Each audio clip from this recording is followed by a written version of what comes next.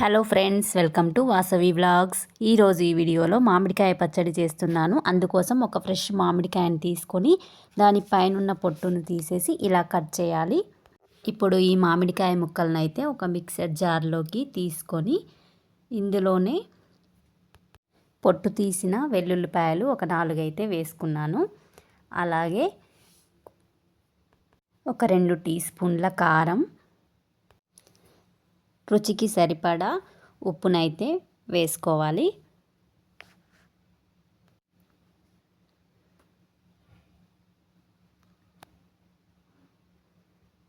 అర tea spoon జీలకర్ర, పావు టీ స్పూన్ పసుపు,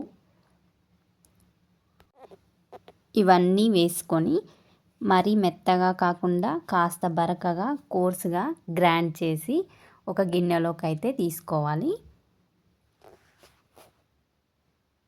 ఇప్పుడైతే పోపుని ప్రిపేర్ చేసుకోవాలి.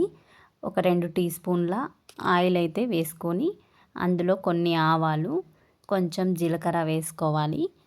అవి కొంచెం కలర్ వచ్చిన తర్వాత వెల్లుల్లి రెబ్బలు వేసుకోవాలి. ఒక 2-3 వెల్లుల్లి రెబ్బలు అయితే వేసుకోవాలి. అలాగే ఎండుమిర్చి,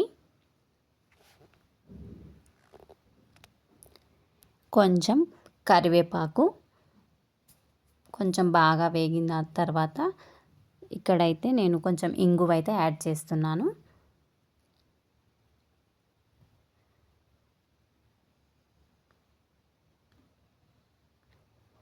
అంతేనండి, పోపు అయితే అయిపోయింది. ఇప్పుడు అయితే పచ్చడిలోకి వేసేసుకుందాం పోపుని.